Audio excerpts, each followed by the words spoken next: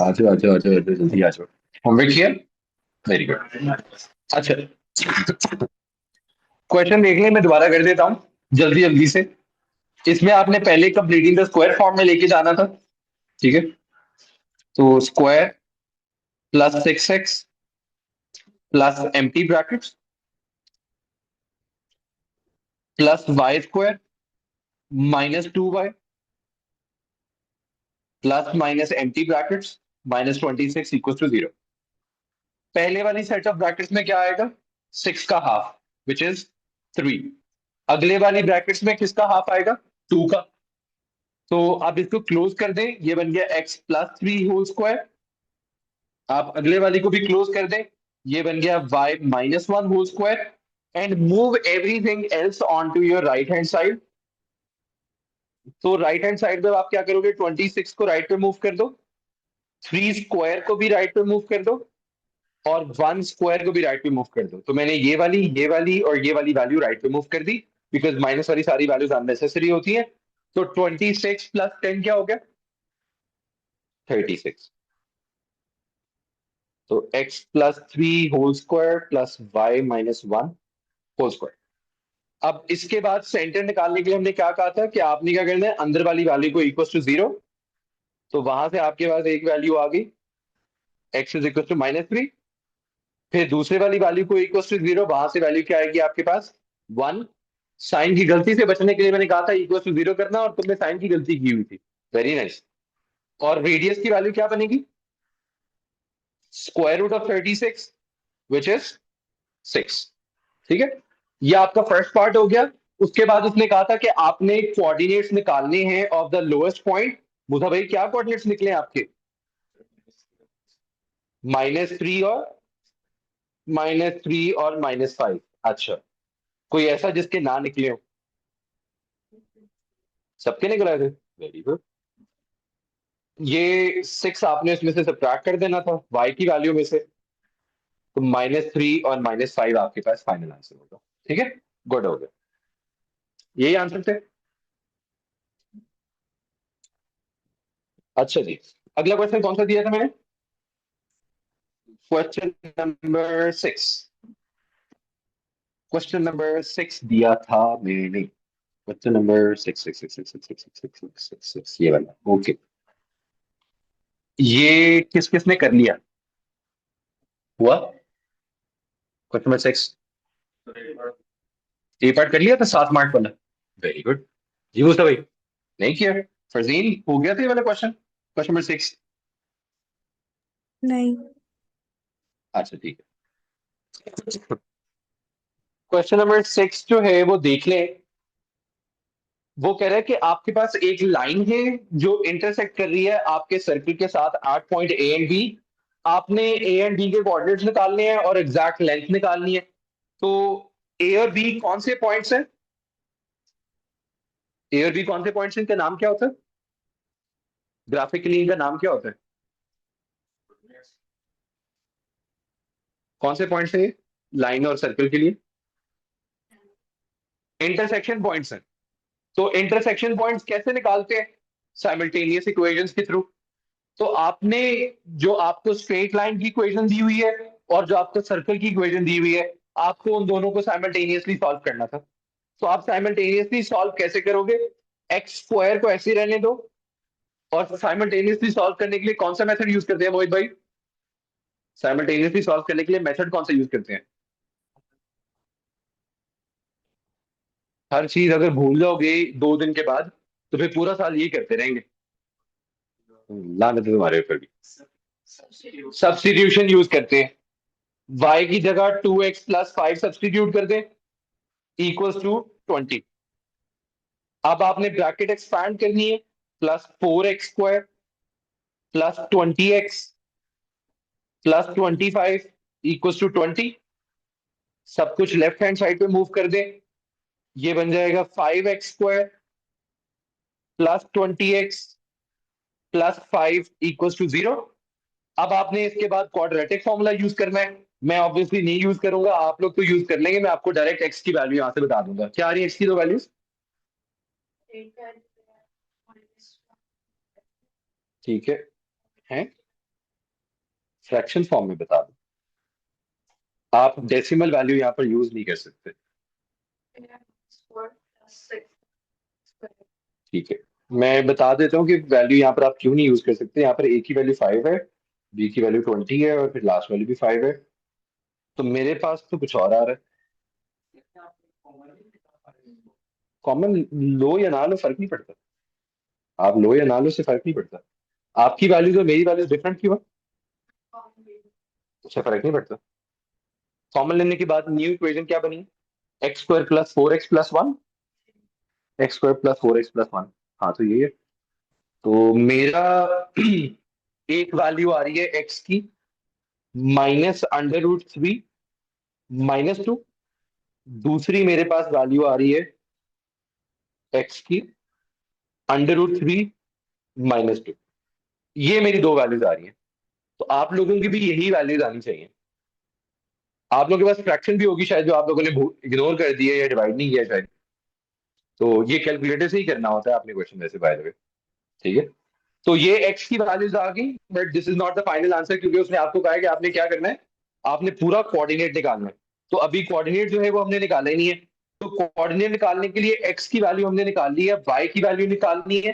Y की value निकालने के लिए you can use this equation और you can use this equation. जो राइट साइड वाली इक्वेशन है वो तो यूज करना बहुत बड़ी बेवकूफी है, स्क्वायर स्क्वायर है उसके अंदर। तो आप सिंपली फर्स्ट वाली इक्वेशन यूज कर लें। इसके अंदर पहले सब्स्टिट्यूट करें पहले वाला नंबर, 2 ब्रैकेट -√3 -2 +5। और दूसरे वाले के लिए आप यूज करें वही सेम, 2 ब्रैकेट √3 -2 +5। अब आप यहां पर कैलकुलेटर ना यूज करें तो बेहतर है, क्योंकि कैलकुलेटर काफी दफा आपको डेसिमल में वैल्यू देने लग जाएगा। और क्वेश्चन ने आपको कहा हुआ है कि we need the exact value. तो आप कैलकुलेटर के बगैर ये क्वेश्चन सॉल्व करने की कोशिश करें जितना भी कर सकते हैं। ठीक है, तो यहां पर बाई की वैल्यू क्या बनेगी? -2 √3, 2 2 4, -4 + 5, 1 हो जाएगा। तो ये मेरी एक वाई की वैल्यू आ गई। यही है ये आपकी। उसके बाद मेरी दूसरी वाई की वैल्यू क्या बनती है? 2 √3 और +1। तो मेरा यहां से कोऑर्डिनेट जो है वो पूरा हो गया। ठीक है, परवीन कोई क्वेश्चन अभी तक बेटा? नो। अच्छा, अब मेरे पास कोऑर्डिनेट्स आ गए। इसके बाद उसने क्या कहा हुआ है कि आपके पास जो भी ए और बी के कोऑर्डिनेट्स आए हैं आप उनकी एग्जैक्ट लेंथ बता दें, विच मीन्स डिस्टेंस फॉर्मूला लगा दें। तो डिस्टेंस फॉर्मूला हमने देखा भी था। डिस्टेंस फॉर्मूला लगाने के लिए हम क्या करते हैं?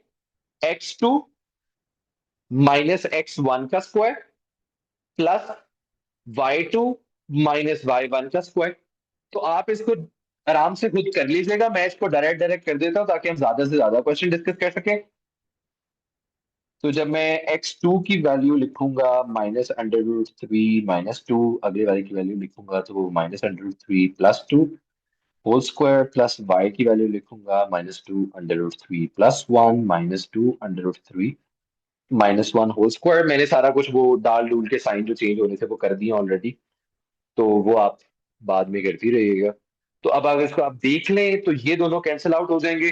-√3 और -√3 क्या बनेगा? -2 √3। अब आप इसका स्क्वायर बेशक कैलकुलेटर से लेना चाहे तो ले लें, लेकिन स्क्वायर रूट को मत लीजिएगा। तो आपके कैलकुलेटर से ये आंसर आएगा 12। ठीक है, और सिमिलरली दूसरे वाले को देखें, 1 और 1 कैंसिल आउट हो जाएगा। तो ये बनेगा 16 टाइम्स 3 48, विच इज 60 √। ठीक है, √60 is not the final answer. आप इसको कैलकुलेटर में डालो। अगर वो आपको डेसिमल वैल्यू दे तो आपके कैलकुलेटर पे एक बटन होता है S to D का। ठीक है, आपने S to D का बटन प्रेस करना है तो वो वापस डेसिमल से उसको स्क्वायर रूट फॉर्म में ले जाएगा। तो क्या आंसर आ रहा है मुझे? 2 √50। ये आपका फाइनल आंसर होगा। ठीक है, आप √60 लिखें, अगर वो आपको डेसिमल में दे तो आप वापस S to D का बटन दबाएं, वो आपको स्क्वायर रूट फॉर्म में ले जाएंगे। अगर किसी के पास कैलकुलेटर नहीं है तो आपकी फोन के अंदर एप्लीकेशन होती है Ncalc की, वो डाउनलोड कर ले। It's a very good calculator जो आपके यहाँ पर काम आ जाएगा। तो ये हमारा 7 मार्क का जो क्वेश्चन था वो हो गया। ठीक है, इसमें कोई क्वेश्चन है तो प्लीज बता दो।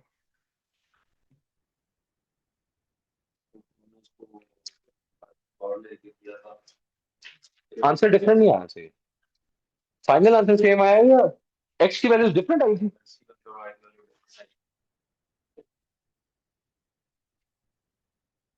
और अन्नी बतख सेम तो है दोनों एक्स की वैल्यूज। -2 + √3, -2 + √3।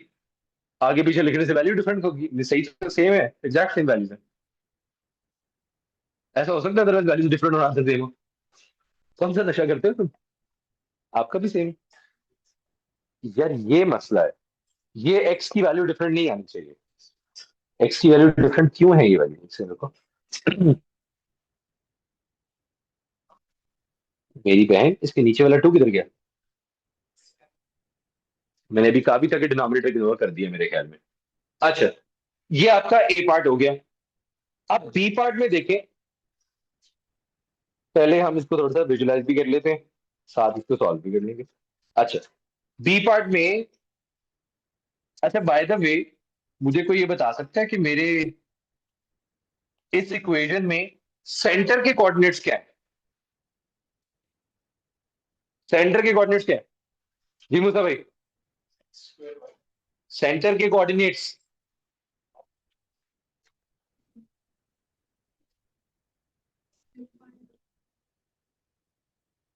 ये कैसे गेस किया? का थोड़ी मारना है। जी भाई, सेंटर के क्या कोऑर्डिनेट्स हैं? यार मेथड आप लोग क्यों छोड़ देते हो, सोचने क्यों लग गए हो? मेथड क्या बताया हुआ कि जो स्क्वायर के अंदर वाली चीज है उसको इक्वल टू जीरो पुट करके आपने निकालना है। तो इक्वल टू जीरो पुट करो, एक्स की वैल्यू भी जीरो, वाई की वैल्यू भी जीरो, तो आपके सेंटर के कोऑर्डिनेट्स क्या बने? 0 0। ठीक है, तो इतना सोचते पता नहीं क्यों। मेथड फॉलो नहीं करोगे तो फंसते रहोगे बार बार। तो ये हमारे पास एक्स एक्सिस और वाई एक्सिस है, हमारे सेंटर के कोऑर्डिनेट्स बने 0 0। ठीक है, अच्छा, अब क्वेश्चन कोई बैकी बैकी सी बात कर रहा है कि एक स्ट्रेट लाइन है दैट इज पासिंग फ्रॉम 10 0, और उस लाइन का जो ग्रेडियंट है वो उसने बता दिया वह एम है। ठीक है, और उसका जो भी सीन है वो टेंजेंट किसके साथ है? सर्कल के साथ। ठीक है, तो मैं 10 0 बाय द वे, 0 y की वैल्यू है। ठीक है, तो y की वैल्यू 0 होने का मतलब,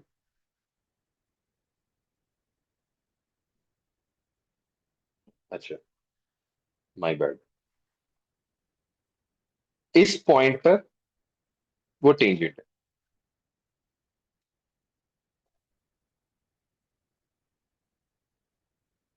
तो उसकी वैल्यू बनती है 10 0। ठीक है, और ये मैंने एवी लाइन ड्रॉ की हुई है। ठीक है, तो ये हो सकता है फिर में इस तरह की लाइन भी हो। बाय द वे सही वाली ड्रॉ कर लेता हूँ। रेडियस कितना आपके पास? रेडियस कितना होगा? क्वेश्चन देखो, इसका रेडियस क्या बनेगा? √20। √20 का मतलब क्या होगा? 4 पॉइंट समथिंग।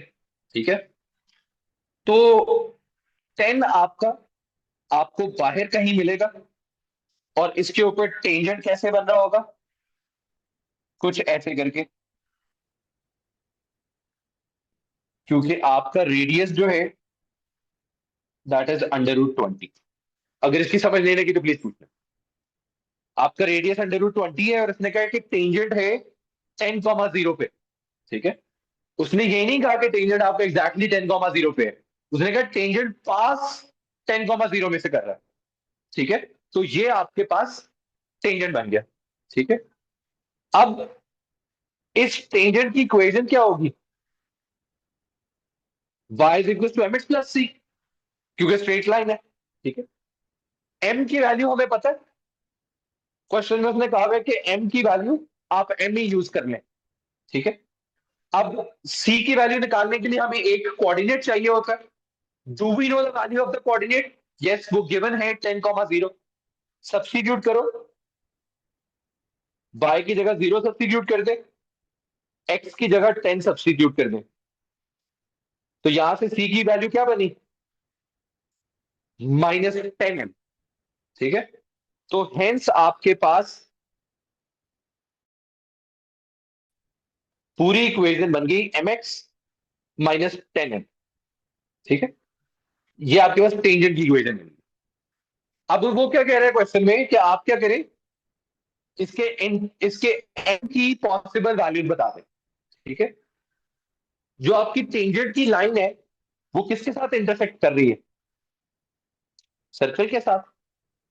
तो अगर ये दोनों इंटरसेक्ट कर रही हैं, विच मींस हम सर्कल को और इस इक्वेशन को साइमल्टेनियसली सॉल्व कर सकते हैं।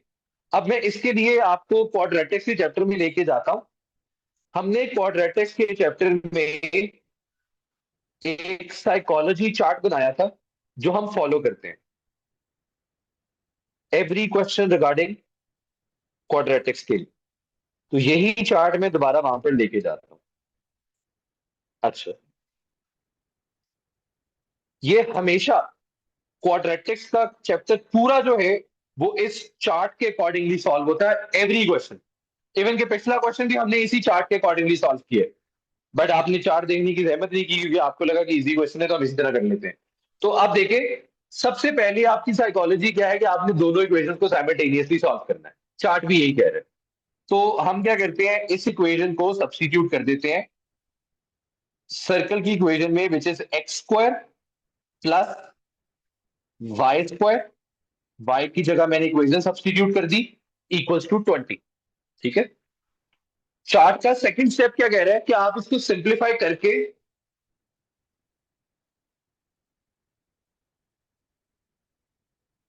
हेलो जिशान, जिशान, हेलो जिशान, जीशान,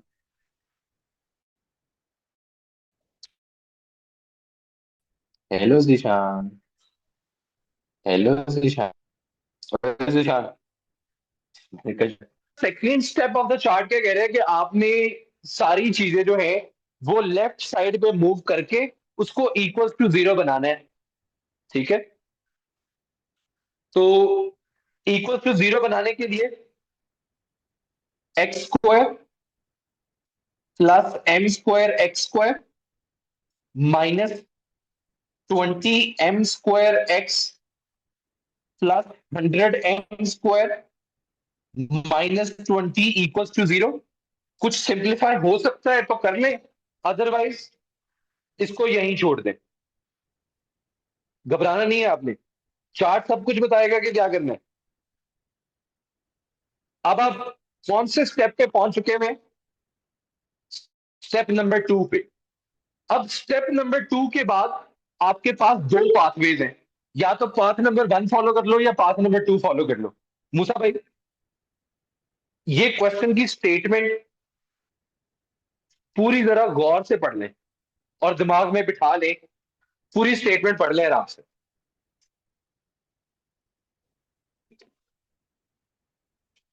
ठीक है, अब इस स्टेटमेंट के अकॉर्डिंगली आपको क्या लगता है, पाथ नंबर 1 फॉलो करना है या पाथ नंबर 2 फॉलो करना है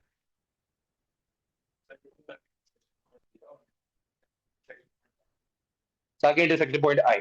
ठीक है, आपको क्या लगता है जल्दी, पाथ नंबर 1 फॉलो करना है। उसने क्वेश्चन में आपसे कहीं कहा है कि इंटरसेक्शन पॉइंट्स निकाले, नहीं उसने क्वेश्चन में कहीं नहीं कहा। तो जब उसने कहा ही नहीं इंटरसेक्शन पॉइंट्स निकाले, तो पाथ नंबर 2 फॉलो क्यों करना, पाथ नंबर 2 फॉलो करने की जरूरत नहीं। ठीक है, दूसरा मूसा भाई, मूसा भाई पाथ नंबर 1 फॉलो करना है ये उन्होंने बता दिया, विच मींस हमने डिस्क्रिमिनेंट लगाना है। इस क्वेश्चन में कौन से वाला डिस्क्रिमिनेंट लगेगा, नंबर 1, नंबर 2 या नंबर 3? नंबर 2 लगेगा। क्यों, क्योंकि उसने क्वेश्चन में बताया हुआ है कि वो टेंजेंट है। ठीक है, मोहित भाई, नंबर 2 वाला जो डिस्क्रिमिनेंट है उसका फॉर्मूला क्या होता है, equal to equal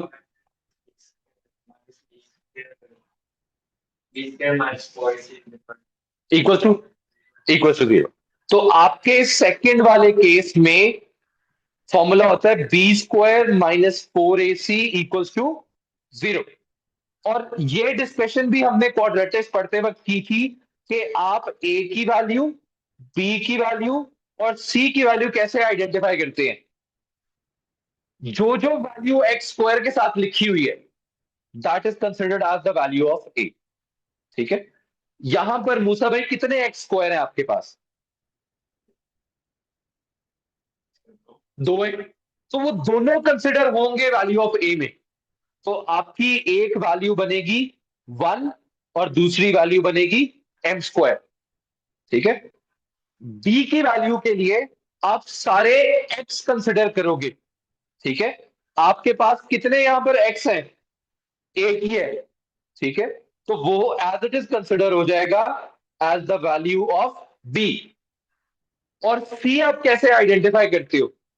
everything else जिसके साथ एक्स नहीं है वो सी कंसिडर होगा, विच मीन्स 100 m² -20 आपकी सी की वैल्यू कंसिडर हो जाएगी। ठीक है।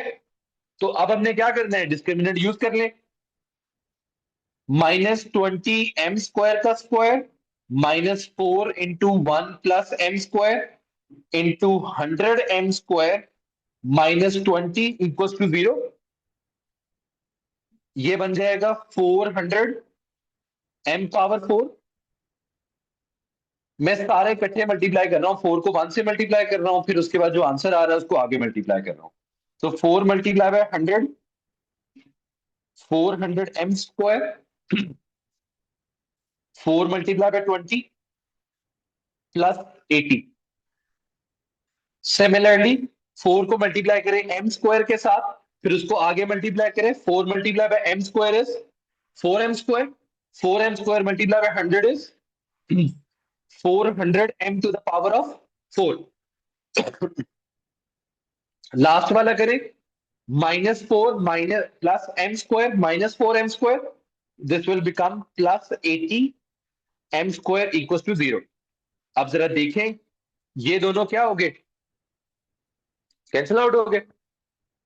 तो सिंप्लीफाई कर दें। 80 = 400 m² -80 m²। कितना बनता है? 320 m²। m² को उधर ही रहने दें। 80/320 कर दें। 0 एंड 0 कैंसिल आउट हो गया। 1/4। तो स्क्वायर रूट करें तो m की क्या वैल्यू आएगी? ±1/2।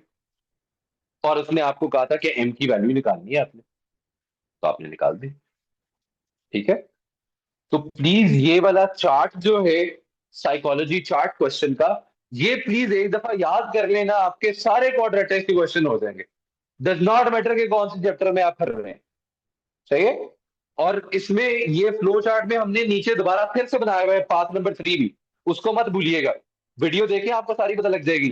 पाथ नंबर 3 आपने तब फॉलो करना होता है जब वो इंटरसेक्शन पॉइंट्स आपसे दोबारा करवाए। ठीक है। तस्मीन कोई क्वेश्चन बेटा?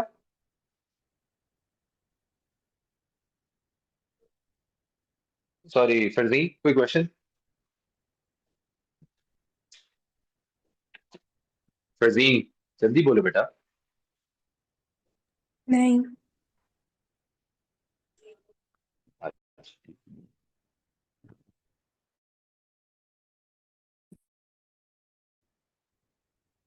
पानी। अगला क्वेश्चन कौन सा? अगला क्वेश्चन कौन सा? कौन सा था क्वेश्चन नंबर? अच्छा, इसको क्लास में बेशक नोट डाउन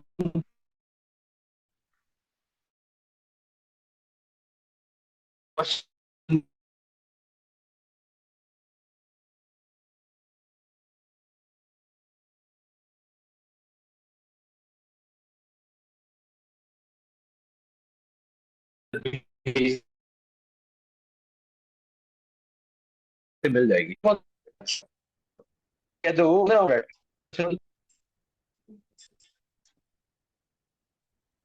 जन्नत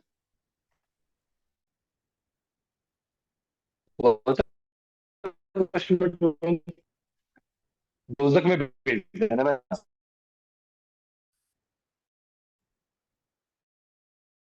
उसका प्रोग्राम बांटे।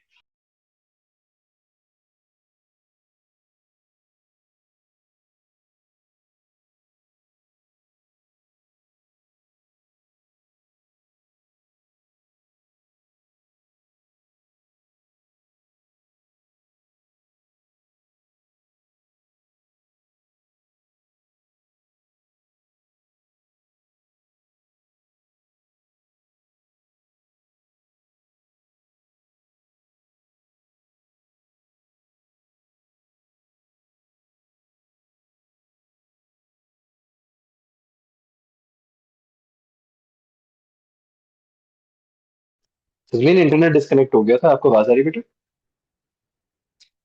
जी। अच्छा। तस्मीन क्वेश्चन में 12 किया आपने बेटा?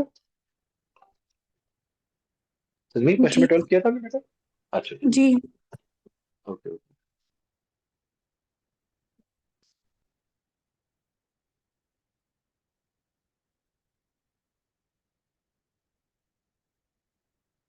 अच्छा, क्वेश्चन में 12 देखिए। इसमें वो क्या कह रहे हैं? वो कह रहे हैं कि a circle has a centre at a point 5,1, और एक और पॉइंट है ए विच इज -1 -2। ये दोनों सर्कल के ऊपर लाई करते हैं, ठीक है। आपने क्या करना है, आपने इन दोनों पॉइंट्स को यूज करके इक्वेशन ऑफ अ सर्कल निकाल लेनी है, ठीक है। तो मैं आपको थोड़ा सा बना के दिखाता हूँ।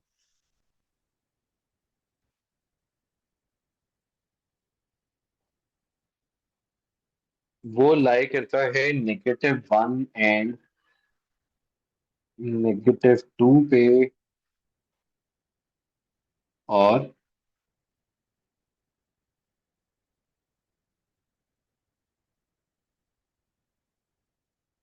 अच्छा, तो यहाँ पर करके कहीं है -1 एंड -2, और यहाँ पर करके कोई है 5 एंड 1, ठीक। तो आपको इन दोनों पॉइंट्स को यूज करके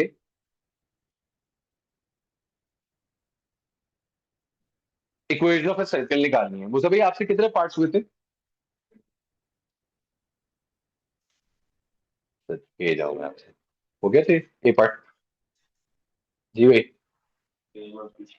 क्या? क्यों? मेरे ख्याल है इसमें क्या करना था, मिड पॉइंट निकालना था। फिर तो और बड़ी लाइन है। क्वेश्चन कह रहा है कि आपके सर्कल का सेंटर है 5,1। तो इक्वेशन क्या होती है? x - h whole square plus y - k whole square plus equals to r square. तो आपके पास सेंटर की वैल्यू क्या है? 5 और 1। तो h की जगह 5 लिख दें, k की जगह 1 लिख दें। इसमें करने वाला क्या था? r की वैल्यू निकालने के लिए कोई सा भी एक पॉइंट सब्सटीट्यूट कर दे, या डिस्टेंस फॉर्मूला लगा लें, ठीक है। ये वाला पॉइंट सब्सटीट्यूट कर देते हैं, -1 और -2। x की जगह -1 डाल दे, और y की जगह -2 डाल दे। तो 6 का स्क्वायर इज 36, 3 का स्क्वायर इज, तो वो r² इज इक्वल टू 45 हो जाएगा। तो आपकी इक्वेशन ऑफ सर्कल कंप्लीट हो गई। x - 5 whole square plus y - 1 whole square equal to 45।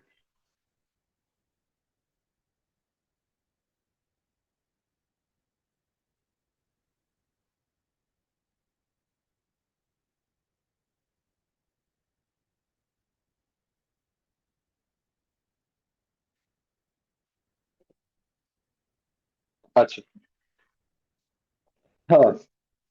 B part का कह रहे हैं, वो कह रहे हैं कि सी अब एक पॉइंट है, सी एक पॉइंट है, और वो ऐसा पॉइंट है कि ए सी जो है वो डायमीटर है, ठीक है। सी एक ऐसा पॉइंट है कि वो डायमीटर है, ठीक है। वो कह रहा है कि डी के कोऑर्डिनेट्स भी हमने आपको दिए हुए हैं, वो है 5,16। Show that D C is tangent to a circle, ठीक है। अब D C tangent to a circle, let's say ये है, ठीक है। यहां पर कहीं है डी, विच इज 5,16, ठीक है। तो हमने इसको टेंजेंट प्रूव करना है, ठीक है।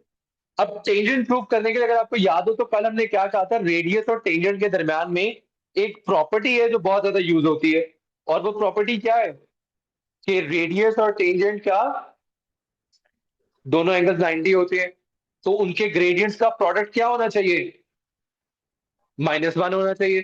तो पहले आपको सी के कोऑर्डिनेट्स निकालने हैं, फिर आपको सी के साथ एक दफा ग्रेडियंट निकालना है और डी सी का ग्रेडियंट निकालना है। अब सी का ग्रेडियंट निकालने के लिए, ये भी हमने कल पढ़ा है,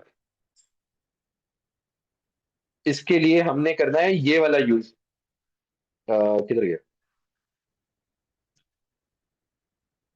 use of mid points in the reverse order. ये क्यों यूज करना है, क्योंकि ए सी क्या है यहां पर, डायमीटर है। तो डायमीटर का मिड पॉइंट क्या होता है, सेंटर होता है, विच इज ऑलरेडी गिवन। तो हम क्या करेंगे, ए सी का निकालेंगे मिड पॉइंट, ए सी का निकालेंगे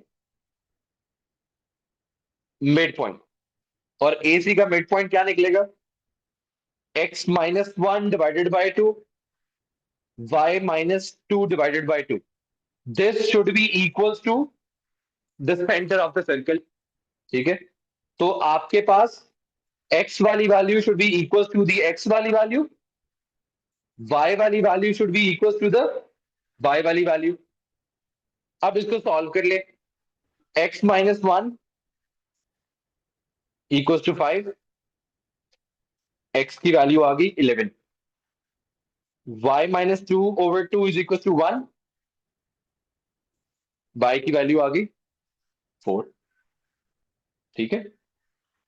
अब पहले निकालें सी डी का ग्रेडियंट, जिसको हम m1 कह देते हैं।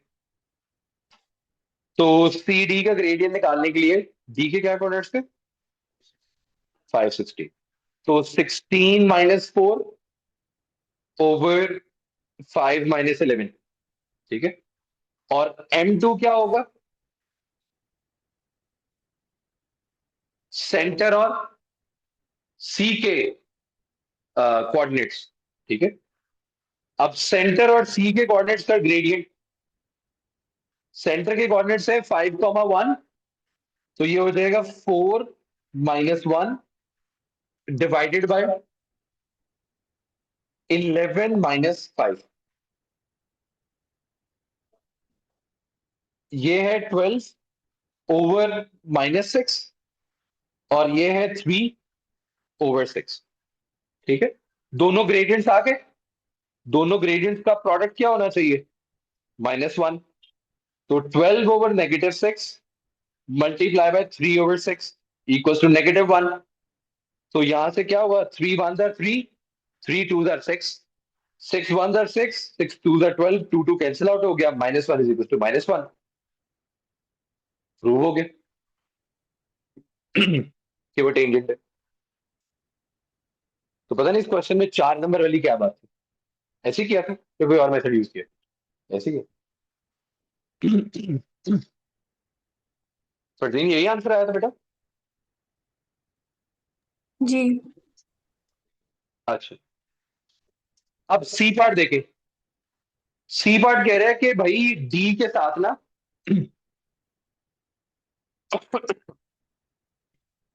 एक और निकलता है, और वहां से भी वो टेंजेंट ही बनाता है, ठीक है। तो आपने क्या करना है, आप ना मुझे ई के कोऑर्डिनेट्स बता दें, ठीक है। ये वो क्वेश्चन कह रहे हैं। अब ये वो अगली प्रॉपर्टी थी जो हमने सर्कल की डिस्कस करनी थी, ठीक है। और अभी हमने ये प्रॉपर्टी डिस्कस नहीं की हुई, बट मैं वैसे ही आपको ऊपर ऊपर से बता देता हूँ, क्वेश्चन अभी सॉल्व नहीं करूंगा। हम पहले वो प्रॉपर्टी पढ़ेंगे, उसके बाद फिर सॉल्व करेंगे। इस प्रॉपर्टी के अकॉर्डिंगली आपने ओ लेवल में प्रॉपर्टी पढ़ी है कि अगर आपके सिंगुलर पॉइंट से दो टेंजेंट्स जनरेट हो, तो वो दोनों टेंजेंट्स क्या होते हैं? इक्वल इन मैग्नीट्यूड होते हैं, ठीक है। और जब आप सॉल्व करने बैठोगे तो आप देखोगे यहां पर काइट बन रही होगी। और वो जो काइट वाली हमने लॉजिक कल यूज की थी कि आपकी सी और ई की वैल्यू सेम रहती है एक्स की, तो इसकी एक्स की वैल्यू क्या निकली थी? सी, सी के केस में 11। तो ये 11 वाई हो जाएगा। फिर इसको सर्कल की इक्वेशन में डालेंगे और वहां से निकल आएगा, बट अभी हम ये इसको डिस्कस नहीं कर रहे, ठीक है। तो बस होगा ये 2 मार्क का क्वेश्चन है, छोटा सा, ज्यादा कुछ पारी करने की जरूरत नहीं है, ठीक है। तो अभी के लिए इसको इग्नोर करते हैं बेशक, अगर ये पार्ट नहीं हुआ था तो खैर है, कोई मसला नहीं है। बोला भाई 2 पार्ट हुए थे। क्यों? सदके जाऊं मैं आप पे। फरदीन, आपने तीनों पार्ट कर लिए थे ना बेटा? जी। अच्छा, इसके बाद कौन सा क्वेश्चन था?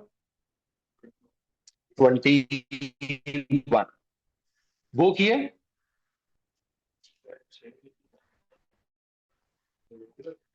क्या? समझ नहीं लगी क्या? क्यों? तो यार मैंने आज वीडियो रिकॉर्ड नहीं की, किसी ने याद भी नहीं करवाया। यस, देखो, नहीं जा सकता। अच्छा, क्वेश्चन कह रहा है कि आपको ट्रेपीजियम मैंने बना दिया, बस ये क्वेश्चन 10 मिनट पहले सुनते हैं, 5 मिनट। वो कह रहे हैं कि आपके सामने ट्रेपीजियम बनाया हुआ है ए बी सी। उसने कोऑर्डिनेट्स आपको बता दिए हुए हैं कि भाई ए और बी के कोऑर्डिनेट्स हैं 4002, सी के कोऑर्डिनेट्स हैं 3, सी के कोऑर्डिनेट्स है 8 एंड 3H।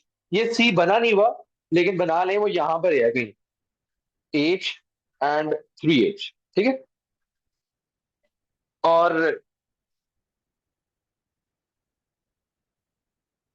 तो पता नहीं ये कोई इससे पहले भी इसने कुछ रिस्पेक्टिवली लिखा था, पता नहीं कुछ क्या लिखा था, अभी मुझे नहीं पता। अच्छा, अच्छा, हाँ, ये चीज वहीं लिखी हुई थी, सही, ओके। तो सी के कोऑर्डिनेट आपको उसने बताए हुए। अब वो कह रहा है कि lines B to C and A to D are parallel, जो हमें नजर भी आ रहा है। और एंगल ए बी सी जो है वो 90 डिग्रीज है, वो भी हमें नजर आ रहा है। साथ में उसने ये भी बताया हुआ है कि सी डी लाइन जो है that is parallel to the X axis. Jannat, जो line parallel to the X axis होती है उसका ग्रेडियंट क्या होता है?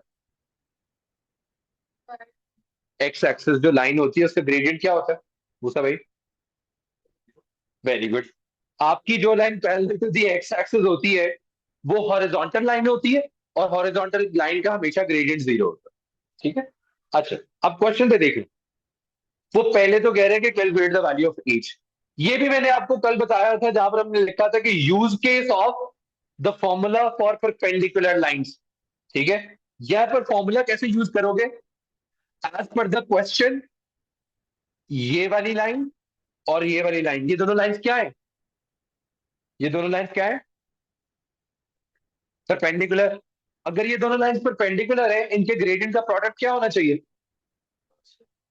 Very good. तो -1 बी टू सी का ग्रेडियंट निकालें। 3H-2 over H-2, sorry H-0। ये आपके पास आ गया बी टू सी का ग्रेडियंट।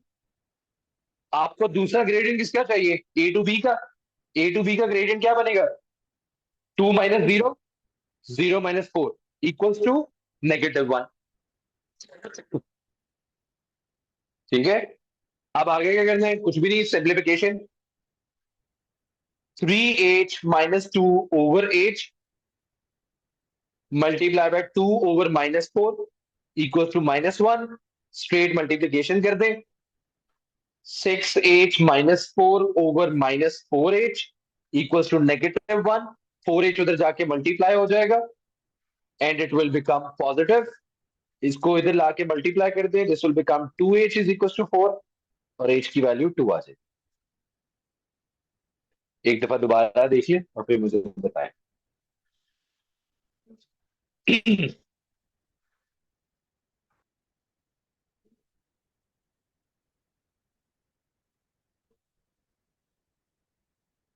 है,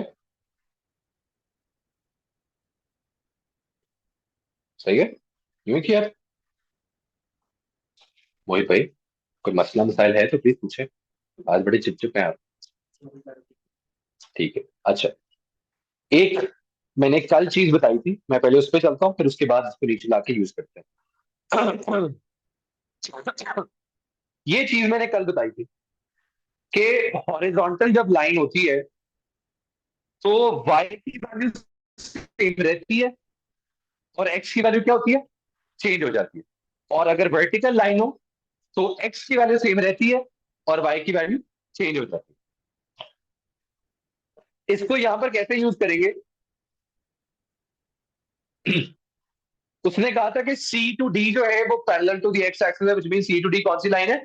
हॉरिजॉन्टल लाइन है। हॉरिजॉन्टल लाइन के केस में आपके पास कौन सी वैल्यू सेम रहती है? y की वैल्यू सेम रहती है और x की वैल्यू चेंज हो जाती है, विच मींस C और D के केस में y की वैल्यू क्या होगी? सेम। और x की वैल्यू नहीं पता। ठीक है, आपकी y की वैल्यू सेम रहेगी, x की वैल्यू हमें नहीं पता। तो एज की वैल्यू भी हमने क्या निकाली है? तो 3 टाइम्स 2 6 हो गया। C का कोऑर्डिनेट क्या बना? 2, 6। ऐसे ही है। आपके क्वेश्चन में दो इंफॉर्मेशन गिवन थी। एक इंफॉर्मेशन हमने पार्ट ए में यूज की है और एक इंफॉर्मेशन पार्ट ए में यूज नहीं की। कौन सी इंफॉर्मेशन है जो अभी तक यूज नहीं की हमने? क्वेश्चन पढ़ के बताओ आराम से।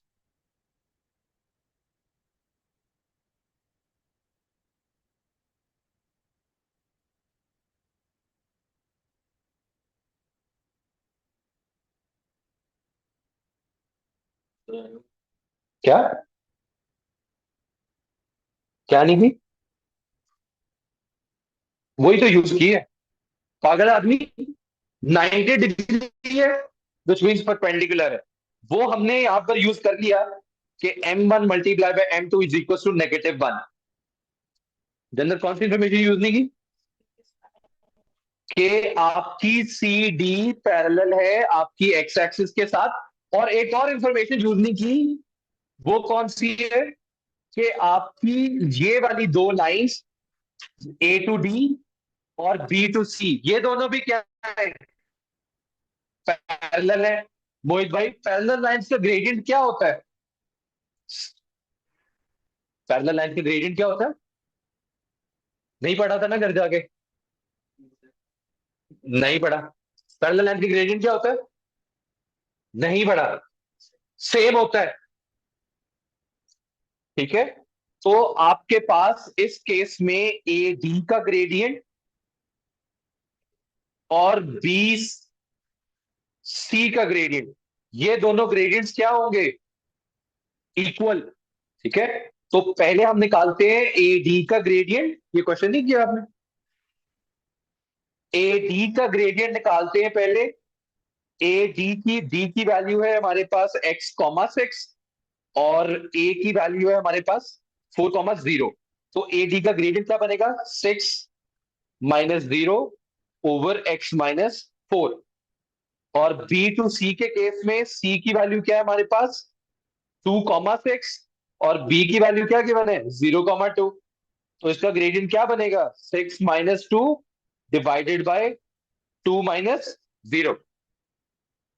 दोनों ग्रेडियंट इक्वल होने चाहिए, दोनों को इक्वल पुट किया हुआ है हमने। तो 6/x - 4 इक्वल्स टू 4/2। तो 6/x - 4 is equal to 2। Cross multiply कर दे। 6 is equal to 2x - 4। 6 is equal to 2x - 8। 2x is equal to 14। x is equal to 7। तो डी के पूरे कोऑर्डिनेट्स क्या बन गए? 7, 6।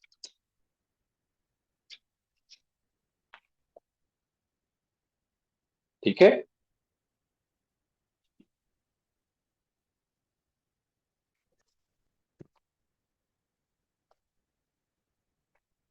अब जा सकते, फरदीन आप भी जा सकती हैं।